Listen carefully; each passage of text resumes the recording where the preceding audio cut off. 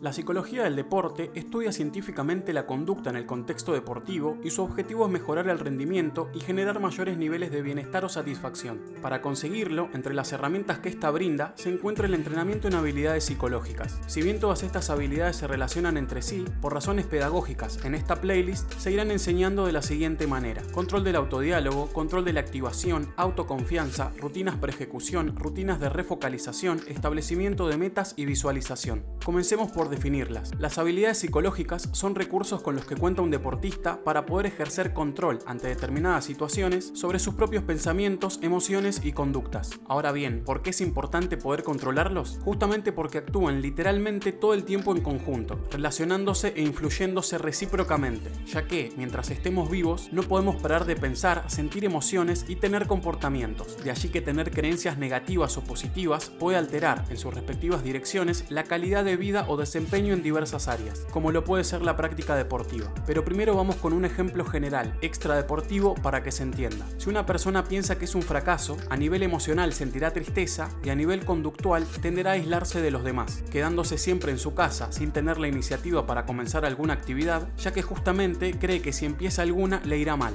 En cambio, si pensase de manera diferente, por ejemplo si se considerase una persona capaz de hacer frente a las adversidades, se sentirá más a gusto, feliz y tenderá a animarse a emprender nuevos desafíos. En el caso de la práctica deportiva, cuando hablamos de conductas, nos referimos a las ejecuciones, habilidades o destrezas que han de realizarse correctamente para tener un buen desempeño. En el fútbol, ya sea de campo o salón, son un conjunto de conductas que requieren de técnicas diferentes, entre las que se encuentran dar un pase, patear al arco, realizar una finta, amagar, tirarse al piso, atajar, sacar del arco. Incluso se agregan los comportamientos que hacen al concepto del deportista por fuera del rendimiento estrictamente deportivo, pero que de todas formas se relaciona con este, como lo es el respeto por los compañeros, rivales, árbitros, dirigentes, cuerpo técnico y el compromiso con los objetivos propuestos por el grupo de trabajo. Por lo dicho, la efectividad o cumplimiento idóneo de todas estas conductas dependerá, en parte, de lo que se piense y se sienta ante determinadas situaciones de juego o en la práctica deportiva en general. En esta ocasión veremos cómo pueden modificarse las emociones y las conductas disfuncionales que perjudican el rendimiento tras cambiar previamente un pensamiento. O, dicho de otro modo, tras controlar el autodiálogo, es decir, haciendo un buen uso de la manera en la que uno se habla a sí mismo, ya que, al fin y al cabo, pensar es eso, hablar consigo. Vamos ahora sí con un primer ejemplo deportivo, planteado algo burda y exageradamente para que se entienda. Si un jugador completamente supersticioso, que piensa que las cábalas realmente funcionan, no logra hacerlas, cualquiera sea el motivo, puede estar en el partido y no parar de pensar que por no haberla hecho algo malo pasará. Esto a nivel emocional lo hará sentir inquieto, intranquilo, más nervioso de lo habitual, y en efecto es muy probable que cometa errores en las conductas que tiene que realizar, justamente porque al no poder parar de pensar en eso, terminará desconcentrándose, viéndose por ello alteradas sus ejecuciones. Es cierto, la cábala termina teniendo efectividad, pero, por supuesto, no porque ella realmente funcione, sino por lo que desencadenaron a nivel emocional y conductual los pensamientos que se le presentaron y que no pudo controlar o modificar. Otro ejemplo representativo y similar es el de aquellos futbolistas que creen literalmente que su desempeño depende de la primera pelota que toquen. Si lo hacen correctamente consideran que rendirán bien y si lo hacen mal, pésimo. En estos casos se observa la presencia de un pensamiento mágico donde se establece una relación causal inexistente cuya influencia negativa podría erradicarse si el futbolista cambia su pensamiento y deja de creer con absoluta convicción que su rendimiento será un desastre por algo acontecido previamente. Esto podría lograrse educando al deportista, mostrándole con evidencia que su desempeño no depende científicamente de lo que cree y que su efectividad se explica por los motivos psicológicos ya dados. Habiendo el futbolista entendido realmente eso, cuando se encuentra en una situación similar, eso no lo afectará. En ambos casos opera el mismo procedimiento. Es el pensamiento quien finalmente termina condicionándolo. Y acá se presenta un punto fundamental. Las emociones y conductas no son generadas por las situaciones en sí mismas, sino por lo que se piensa ante ellas. En estos casos puntuales, no es la cábala en sí o lo bien que se realice la primera ejecución lo que influye sobre el desempeño posterior, sino los incuestionables pensamientos que se presentaron al respecto. Y esto es sumamente esperanzador, porque lamentablemente hay situaciones que no se pueden evadir, pero los pensamientos sí pueden ser identificados y modificados, y en efecto, al cambiar estos, pueden modificarse y o mejorarse ciertas conductas o habilidades en su respectiva medida. Vamos con otros ejemplos para esclarecer este punto. Si un deportista tolera tener muy pocos errores, y cuando los tiene, como se dice coloquialmente, se va de partido, creyendo que entonces estará condenado, ya que en la práctica deportiva se convive con varios errores por partido, será muy prometedor que entienda que no es el error per se lo que le hace mal, sino que es lo que piensa piensa cuando comete un error, es decir, el valor o la significación que tiene para él equivocarse. Es probable que esa persona sea muy perfeccionista y, pudiendo flexibilizar o modificar esos pensamientos, tras dialogar con un profesional, logre verse menos influenciado por sus fallos y mejore su rendimiento. Por otro lado, si el deportista tiende a ser intolerante con los errores arbitrales, lo que lo lleva a ser amonestado y o expulsado por protestar con vehemencia a los jueces, creyendo que su conducta es irremediable porque estos suelen equivocarse mucho, podría dejar de serlo si concibiese o pensase de otro modo tales fallos. Es probable que alguien así crea que los árbitros se equivocan intencionalmente, y si bien es cierto que puede haber casos en donde un árbitro ha recibido una coima o inconscientemente es muy localista, que todos lo estén es algo improbable. Si la persona cambiase ese pensamiento por otro más racional, entendiendo que los árbitros son personas que se pueden equivocar y sufrir la presión del público, como les pasa incluso a los futbolistas, cambiaría su conducta para con ellos y les tendría mayor tolerancia, siendo beneficioso para él y sus compañeros, ya que podría seguir en el campo aportando lo suyo sin dejarlos en inferioridad. De todas maneras, para poder cambiar, cabe aclarar, es necesario creer que es posible. ¿Cuántas veces se ha escuchado a personas decir yo soy así, o a un otro decir de un par es imposible que cambie? Eso no es cierto. Exceptuando casos donde puede existir alguna patología, muchas personas no logran cambiar justamente porque se posicionan a sí mismos, tras ser ubicados allí por otros, en un lugar sumamente rígido e inmodificable cuando piensan que cambiar es imposible. Es su propio pensamiento, como vengo explicando, el que condiciona la posibilidad de cambiar, ya que alguien que cree que es imposible que algo en él se modifique, no hará nada para conseguirlo, justamente porque al creer eso, considera que no tiene sentido alguno intentarlo.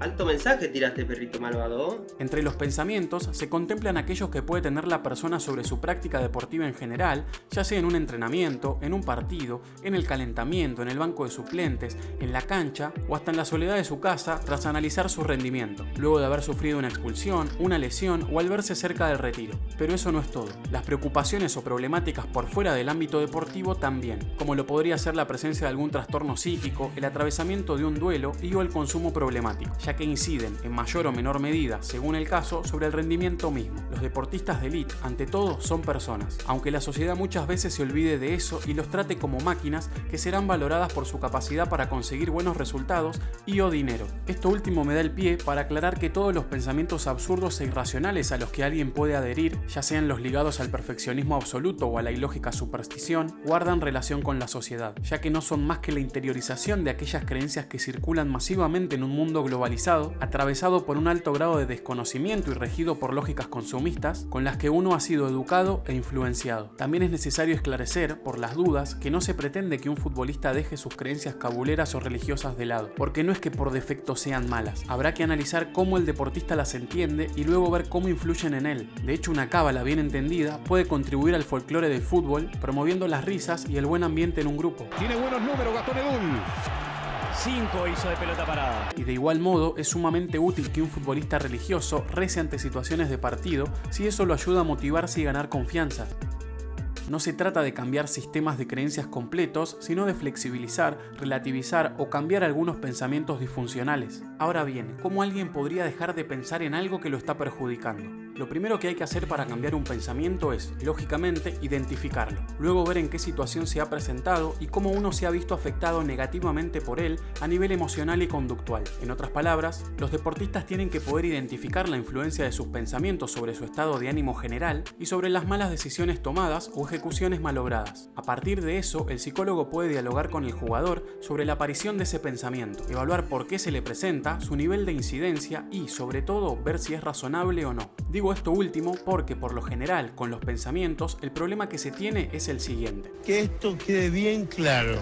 Tendemos a procesar la información de manera distorsionada, realizando, sin ser conscientes de eso, interpretaciones erróneas que se expresan en creencias muy sesgadas, subjetivas, insensatas e irracionales, que no condicen con la realidad y que tienden a sobreestimarse, tomándose como si fuesen verdades concluyentes, inmodificables, como hemos visto en el caso de las premoniciones supersticiosas. Una vez que el futbolista, con ayuda del psicólogo, ha descubierto y comprendido lo insensato de su pensamiento y ubicado qué tipo de malinterpretación realizó, ya que existen varios sesgos, resultados. Puede darle menos importancia, dejarlo pasar y o contrarrestarlo con otra creencia alternativa propuesta, más sensata y adaptativa, que lo ayudaría en su práctica. Para trabajar correctamente con las creencias o pensamientos, se hace uso de los autorregistros. Estas son planillas que, si bien pueden tener algunas variaciones entre ellas, cuentan con las respectivas columnas en donde debe completarse por escrito todo lo mencionado previamente. Veamos dos ejemplos más para esclarecer lo dicho. Imagínense que, ante una sustitución, un futbolista piensa que indudablemente fue reemplazado porque cometió un simple error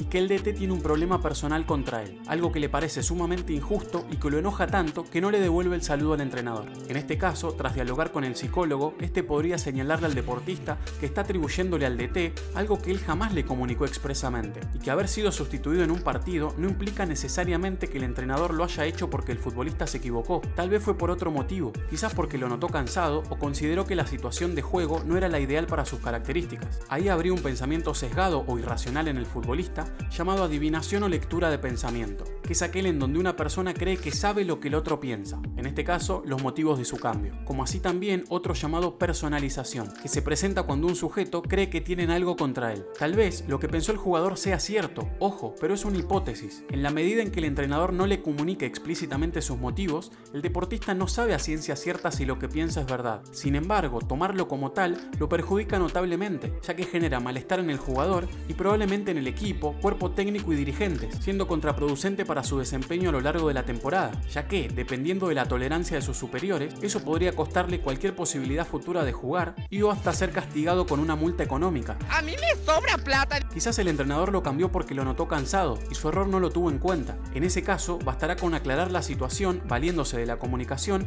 para erradicar el malentendido. Tras identificar tal pensamiento y darse cuenta de su relatividad, el deportista podría proponer un pensamiento alternativo, más racional y adaptativo, que no lo perjudique, para que se le presente ante la emergencia de una situación similar en el futuro, como lo podría ser: no sé por qué fui sustituido, luego le preguntaré al entrenador en pos de mejorar aquello que él cree que me falta. Y acaba el mejor ejemplo de todos, pese a que pertenezca a otro deporte. Si Riley, en vez de decirse no soy tan buena, hubiera pensado soy buena, por algo estoy acá, pero siempre habrá cosas que mejorar, no hubiese tenido un ataque de ansiedad y su rendimiento hubiera sido muy bueno. Claro.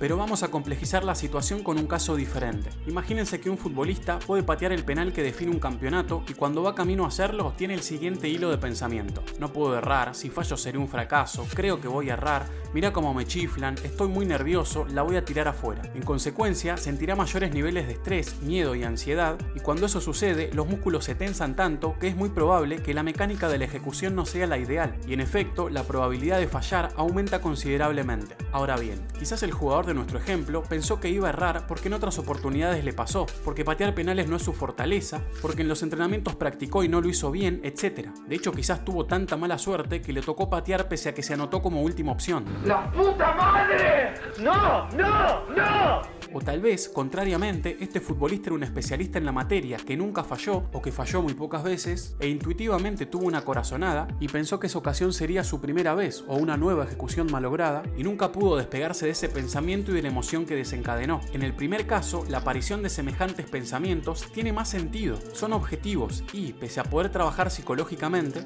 esos pensamientos más bien se erradicarían si él mejorase su destreza en los penales con más tiempo de práctica en los entrenamientos, algo que le daría confianza. En cambio, en el último caso la situación es bien distinta, ya que le atribuyó demasiado valor a sus pensamientos, algo similar al ejemplo del supersticioso. Allí el futbolista tiene que aprender a desestimar, dejar pasar o interrumpir ese pensamiento, sin darle demasiada importancia, sabiendo que sí, que efectivamente puede errar, siempre se puede errar, pero entendiendo que las probabilidades de que eso suceda son muy bajas, ya que si siempre ejecuta con mucha precisión, la ocasión presente no tiene por qué ser una excepción o una nueva situación malograda. Lo que se espera en un caso tal es que descrea de sus pensamientos negativos insensatos y pueda orientarlos positivamente en la dirección racional y esperable, como lo podría hacer, puedo hacerlo bien, ya lo he hecho en otras oportunidades, etc. Ejerciendo ese control sobre su autodiálogo, la situación cambia drásticamente. No es lo mismo decirse no puedo fallar como me pasó esa vez y yo si lo erro seré un fracasado, que decir puedo convertir porque tengo con qué. La ansiedad que dispara el primer pensamiento será mucho mayor que la generada por el segundo. Hay que entender que muchas veces pensar algo es, al mismo tiempo, imaginarse lo pensado. Decirse no puedo errar puede implicar verse errando, y eso puede afectar significativamente la confianza, generando altísimos niveles de nerviosismo, algo que obviamente repercutirá negativamente en la técnica del remate. Ojo, no estoy planteando que hay que pensar positivamente porque sí, sino que hay que aprender a ser racional. De nada sirve pensar en positivo si uno se está autoengañando y no es realista. Puedo realizar todas mis tareas con facilidad. Saca esta ridícula. Mamarracho. Por más que alguien piense que es Superman y se tire de un edificio esperando volar, eso no pasará. En el caso del fútbol, si hay un tiro libre clave sobre el final del partido y un jugador que nunca patea porque no es su fuerte, se anticipa y se lo saca a quien sí es un especialista por tener una corazonada y pensar yo puedo ganarlo, está cometiendo un error al atribuirle veracidad a un pensamiento positivo, ya que las probabilidades de que convierta son ínfimas. En fin, lo que pretendo esclarecer con las dos versiones de estos ejemplos es lo siguiente. Escuchen y aprendan, giles. Nuestra cabeza funciona metafóricamente como una radio imposible de apagar que está constantemente trayendo una cantidad impresionante de pensamientos. Estudios datan de que se tienen en promedio 60.000 pensamientos diarios. La gran mayoría de ellos se presentan automáticamente, son repetitivos e incontrolables y muchas veces negativos. Hay pensamientos sensatos e insensatos, racionales e irracionales, lógicos e ilógicos, agradables y desagradables, adaptativos o desadaptativos, funcionales o disfuncionales, útiles o inútiles.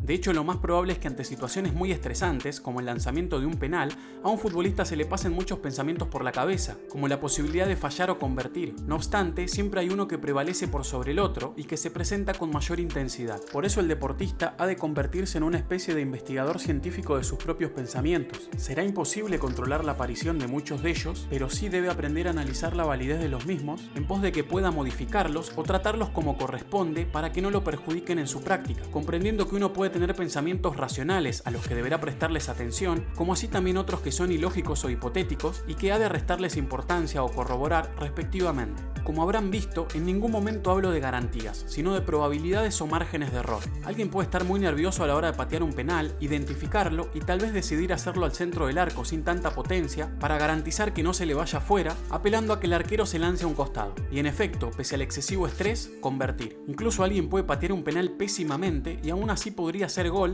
si el arquero rival comete un grosero error. En cambio, alguien puede ir con total confianza, no verse afectada su ejecución, decidir ajustarla y lograr patear a una esquina con la potencia y precisión que pretendía, y adelante tener un arquerazo, especialista en la materia, que logre llegar a rozar esa pelota y desviarla. Esto se debe a que en el fútbol siempre habrá algo del orden de lo imprevisto, y allí lo atractivo de este deporte. Esta peculiaridad se debe a que el fútbol es un deporte de ejecuciones abiertas, muy complejo y en parte impredecible, donde las destrezas no siguen un orden ni regularidad y dependen del contexto del partido, en el que las habilidades tienen que realizarse tras analizar situaciones de juego que nunca son idénticas a las de otro partido y en el que se requiere tomar decisiones inmediatas, donde la efectividad no depende exclusivamente de lo que uno puede controlar, ya que es un deporte colectivo, de larga duración, donde incluso se introduce un elemento a controlar, un árbitro que juzga acciones en lo inmediato y que se puede equivocar, un campo de juego que puede no estar en óptimas condiciones, un rival que hace de oposición, etc. Esto es muy diferente a lo que sucede con otros deportes, como el salto en largo, carreras de 100 metros, tiro con arco, golf, entre otros. Todos deportes individuales, donde si bien se compite, no hay ningún rival que haga de oposición, y en donde, por ello, el resultado depende netamente de la preparación y ejecución del deportista, quien incluso cuenta con un tiempo determinado para preparar la destreza,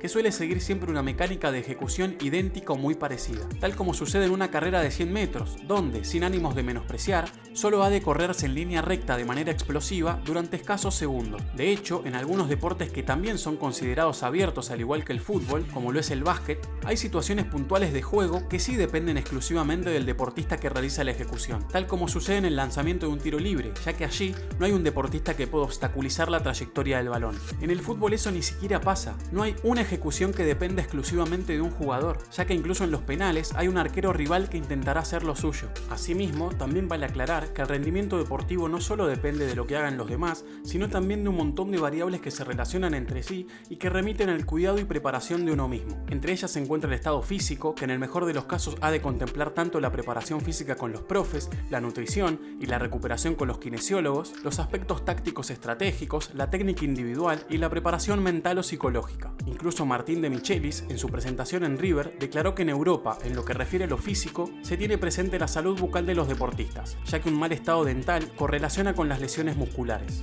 Sin negar que puede haber una relación al respecto, Messi seguirá siendo Messi si tiene una muela menos, y un modelo con la dentadura perfecta será un desastre si nunca ha tocado una pelota. ¡Claro, boludo! Pretendo aclarar con esto que dependiendo de los casos y las situaciones, puede tener mayor influencia una que otra. De igual modo, por más que alguien tenga el mejor estado físico o 10 años de terapia encima, si su técnica no es buena, no podrá realizar correctamente algunas destrezas necesarias. Igualmente, sí es cierto que compitiendo al máximo nivel, donde todo es tan parejo y el juego se define por detalles, contemplar todas estas variables puede hacer la diferencia, pero el rendimiento nunca deviene exclusivamente de una de ellas. Todo influye y se interrelaciona en diversos grados. Entender estas características peculiares del deporte, diferentes a las de otros, y a su vez conocer todo lo que contribuye con el óptimo rendimiento, debería permitir que los futbolistas, cuerpos técnicos y dirigentes realicen análisis más objetivos que los lleven a tener pensamientos sensatos y no creencias tan nocivas para la práctica. Si un jugador considera que es un desastre o un débil mental por haber fallado un penal en donde el campo de juego le jugó una mala pasada, está siendo irracional e injusto consigo mismo. Y si un cuerpo técnico evalúa a sus dirigidos sin tener en cuenta el nivel del rival y los trata simplemente de cobardes, Sos boludo y no tenés huevo.